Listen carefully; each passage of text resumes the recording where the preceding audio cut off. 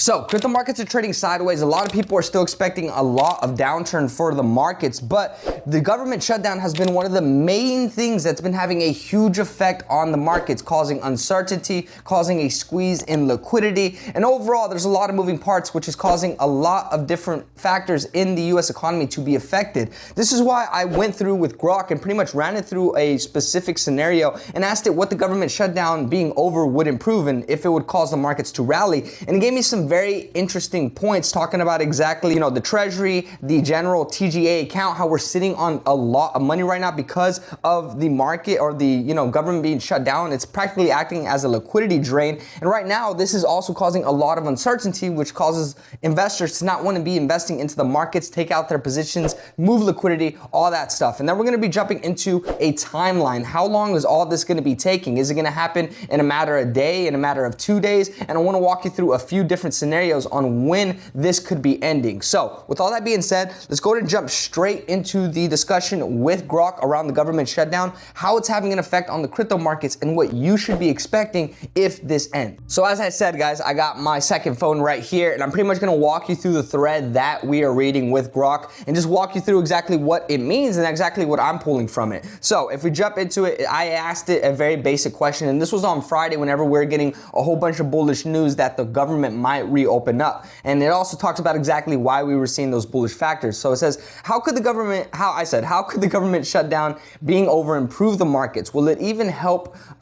I'm referring to crypto and risk assets. Then it goes on to talk about exactly the government shutdown, how it's the longest in history and how it's pretty much causing a lot of effect, pretty much extending the Affordable Care Act subsidies with Democrats leveraging Senate rules to block Republican-backed continuing resolutions. So it's not looking too good, but overall, how ending the shutdown could improve markets, especially crypto and risk assets. Yes, it would very likely help and potentially trigger a sharp relief rally in risk assets like stocks, Bitcoin, Ethereum, Solana, and altcoins. Here's why, substantiated by current dynamics. 1, massive liquidity unlocked via the Treasury General Account TGA. During the shutdown, the US Treasury has been unable to spend normally, causing $1 trillion to pile up in the TGA, which is the government's checking account at the Fed practically. They're not spending all this money, moving all these different things into policy, causing things to move forward because at the end of the day, government is shut down. So we're just stacking up all this money in the TGA account. This acts as a liquidity drain on the financial system, money that's not circulating into banks,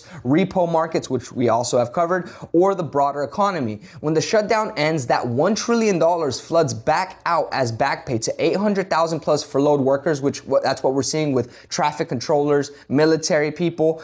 So it goes on to say back pay to 800 plus furloughed workers, contractor payments, and resume agency spending. This is pure QE-like stimulus. So we're going to be seeing a stimulus, guys, based off of all this money flowing back into the economy. Historically, President shutdown resolutions often lead to a catch-up in spending. That boosts GDP by 0.1 to 0.2% per week, reverse juicing risk appetite, which means everyone's going to start feeling much more confident. This also dives into how it removes uncertainty that's crushing risk sentiment. Right now, everyone is uncertain on what's going to be happening, especially with the Trump tariffs, the government shutdown, all these different things, and uncertainty is not good for the market. This is why we're seeing max fear right now. No official jobs data, BLS reports delayed, SNAP/food stamp chaos, air traffic controller shortages causing flight cuts, and regulatory freezes. SEC and CFTC on skeleton crews delaying ETF approvals, which is also having an effect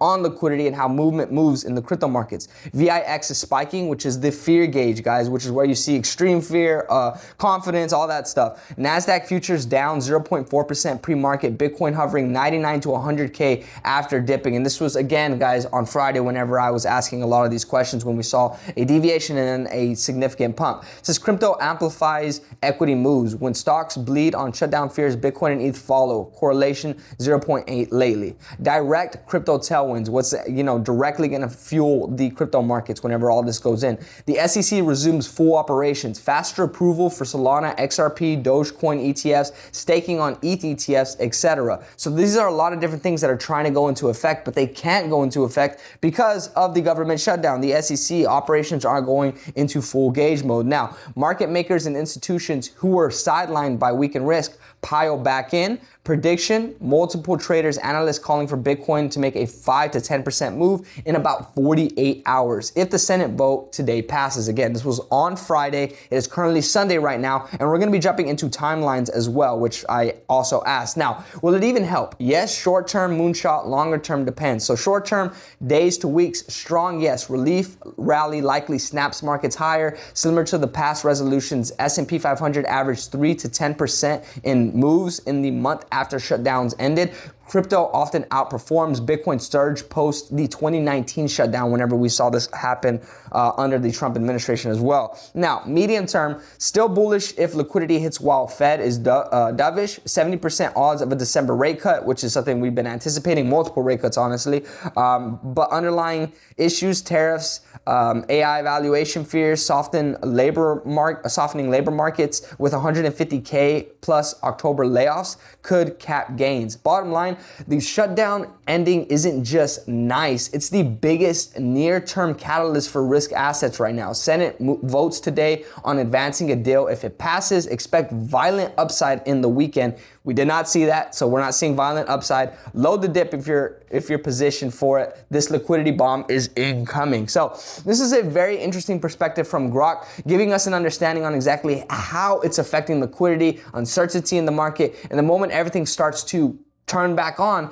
it gives us an understanding based off of the previous shutdown and how it's had an effect on the market and risk assets. This is super great. Really points to the fact that when the government shutdown ends, we're going to be seeing at least a short-term rally. Now, next question I asked, could the government reopen at any time? Likely, like possibly today or overnight. And how fast would we see this have an effect on the market? Obviously, investor sentiment would shift, but based on multiple job revisions, rate cuts, and a few other moving pieces, like M2 money supply and a few other different things I didn't label, give me a breakdown. So I go on to talk about exactly what is that timeline. So it says, yes, the government could absolutely reopen today, which was on Friday, November 7th, or literally overnight. And the odds just spiked hard in the last 24 hours. Latest real-time status as of 2 p.m. EST, November 7th, 2 days ago, guys. Senate Republicans have scheduled a key procedure vote today. That did not go through. This is the test vote on the House passed CR, but with amendments, they're attaching 3 four-year appropriation bills. This is talking about the agricultural legislation branch, extending the CR date deeper into December or January. Multiple different things, guys. We're voting Friday to advance a deal, but they didn't advance a deal, guys. House Speaker Johnson can gavel back in within hours. If Senate passes something, they've already pledged 48 to 72 hour notice, but will waive it for speed. So it didn't happen, guys. Short story. We did see the relief on Friday.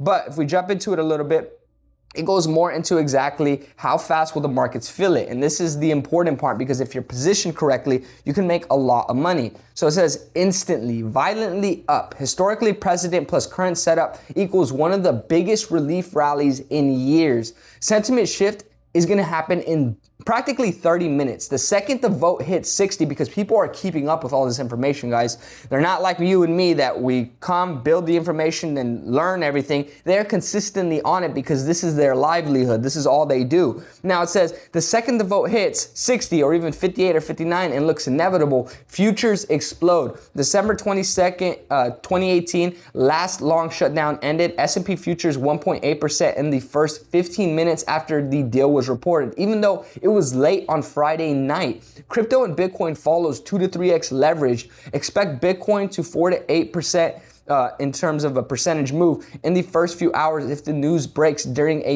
US session.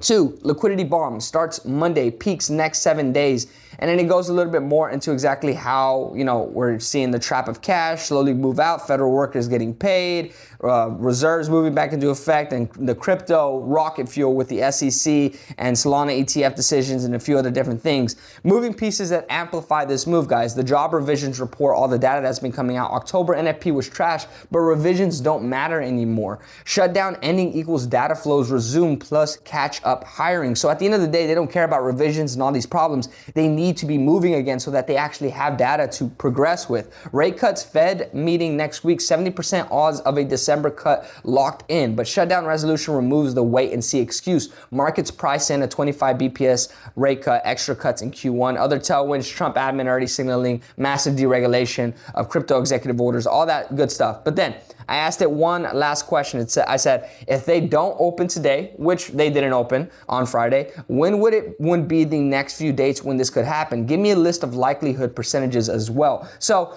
no, if today's Senate doesn't go through, which again, it did not go through, it gives us a realistic timeline on when more than likely we could be seeing the government shutdown end. And I'm going to let you know when I think this is actually going to happen. So it says today, the Senate could pretty much procedural vote, ET on the revised CR, minibus, a year's rule. If 60 votes passage tonight, House rubber stamps by midnight, Trump signs reopen instant, Thune, gold, GOP, it's go time. But that did not happen. It was a 38% chance, and really poured into the fact that we didn't even have a 50-50 shot. So that didn't go through. Now, is it going to open up right now over the weekend with everything that's going on? It's a 29% chance. If vote fails today, which it did, now it's Sunday, weekend talks continue. No travel home because traffic controllers are pretty much being diminished right now because they're not getting paid. House can return in hours. FFA cuts and snap court orders create drop dead pressure similar to 2019 weekend deal. So we pretty much don't see a deal happen, and it moves us into the following week.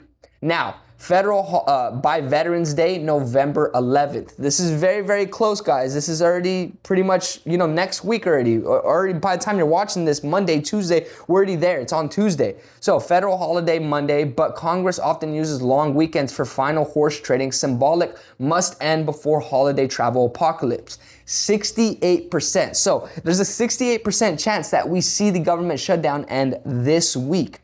Do I think it's going to end this week? Even though it's a 68% chance? No, I do not think it's going to end. I could be completely wrong and we start to see the markets rally this week, and I'm still going to be positioning myself just in case that actually does happen.